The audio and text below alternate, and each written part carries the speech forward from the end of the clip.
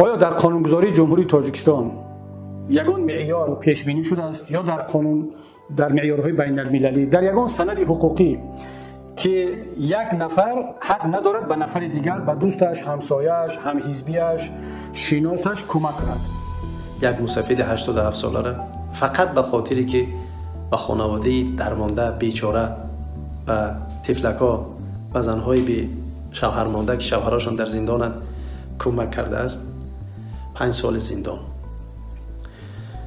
به خدا قسم باور کنید این ظلم است. این دیگه گذشتن خط قرمز هاست، گذشتن همه گونه سرحد هاست. آیا شاید کسی شک و شبهه داشته باشد سوال مطرح کند که شاید این طور نیست و حکومت یگان گناه بابای دانه صادر کرده است، یگان جنایت قانونشکنی که باعث آن شد که او را 5 سال زندانی کنند. پس چرا حکومت گناه او را، جنایت او را آشکار نکرد، در برداشتش دین نکرد که بابای دانه یا بابای دانیار شما طبق فلان ماده این جنایت را انجام دادید؟ از چی میترسد حکومت؟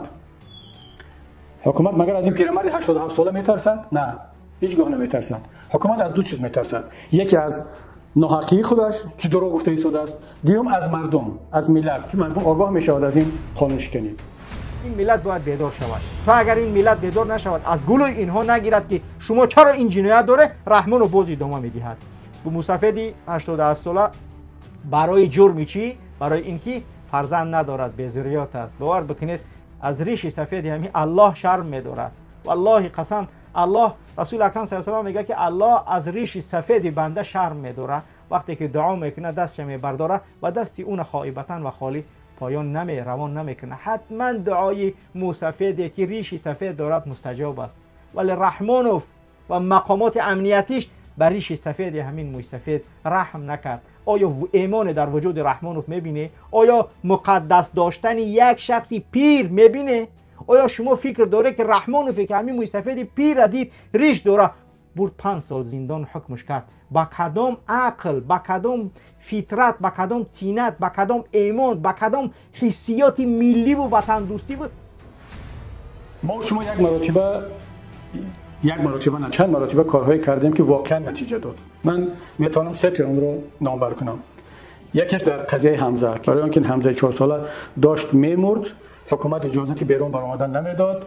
مقامات حکومت گفت که باید در همینجا بمیره، دیگر هیچ کار کرده نمیشه. اما تحت فشار ملت و سازمان‌های بین‌المللی تاب نآورد و حمزه رو با خواهرانش و مادرش رها کرد که الحمدلله حمزه توبه شد و مکتب رفته ایستاده است مثل همه بچه‌های دیگر.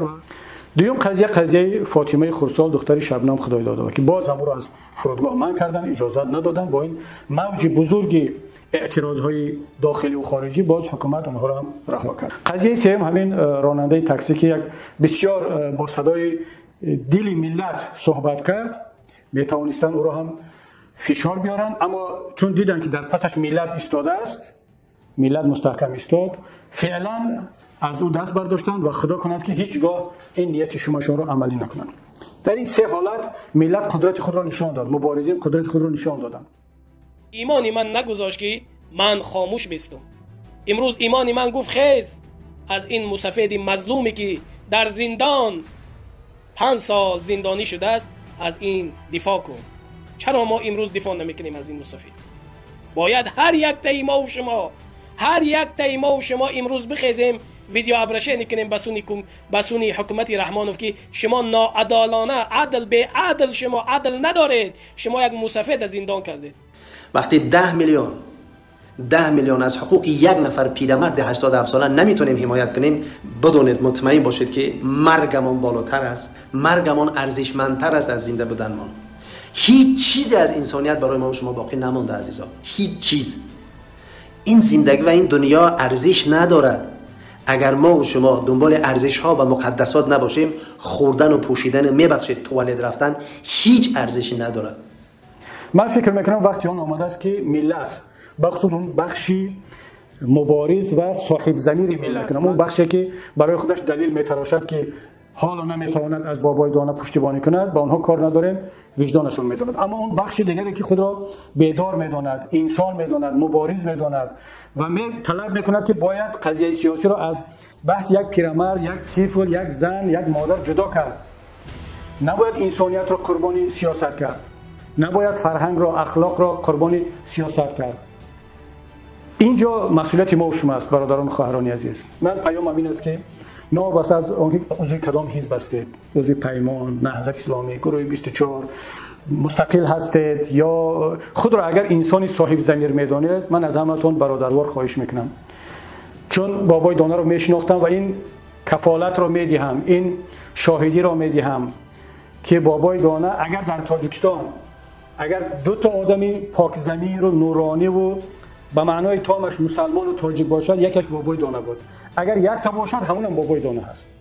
به خاطر این گونه انسان ما باید دست بالای دستی هم بینیم، متحد شویم. هر کس از دستش چی کاری می آید؟ با قلمش، با زبانش، با صدایش، با نوشتنش، با هر کاری که امکان دارد امروز تبدیل به فرزند بابای دانه شود، تبدیل به ادوکت بابای دانه شود و خود را مسئول بداند در پیش پروردگار، در پیش ملت، در پیش بابای دانه، که بابای دانه مطمئن باشد برای کار حزبی نرفته است زندان، برای کار انسانی رفت. چرا ما به قدر بابای دانه های خود نمیرسیم؟ برای به قدر قهرمان های خود نمیرسیم؟ بعد آنها رو میبریم زندانی میکنیم. من فکر میکنم که وقتی آن رسیده است که ملت سرجم شود و ان شاء الله من باور دارم که اگر تلاش کنیم مجبور میشود حکومت دیگر علاج ندارد که بابای دانه را رها کند. هر کسی برای این مرد جسور بی‌طرفی کرده است، برای ملت تاجیک بی‌شرفی کرده است. آزادی، آزادی، آزادی. بابای دانه نماد از مبارزه است، نماد از ارزش‌های مقدس انسانی است. بنابر همین آماده باشید، ما برمیگردیم. به هر عنوانی که نباشد ما برمیگردیم و در قطار این موسفید 87 ساله، در پهلوی این موسفید 87 ساله می نشینیم. دست بالای دستی هم بینیم، متحد شویم. هر کس از دستش چی کاری می آید؟ با قلمش، با زبانش، با صدایش، با نوشتنش، با هر کاری که امکان دارد امروز تبدیل به فرزند بابای دانه شود، تبدیل به ادوکت بابای دانه شود و خود را مسئول بداند در پیش پروردگار، در پیش ملت.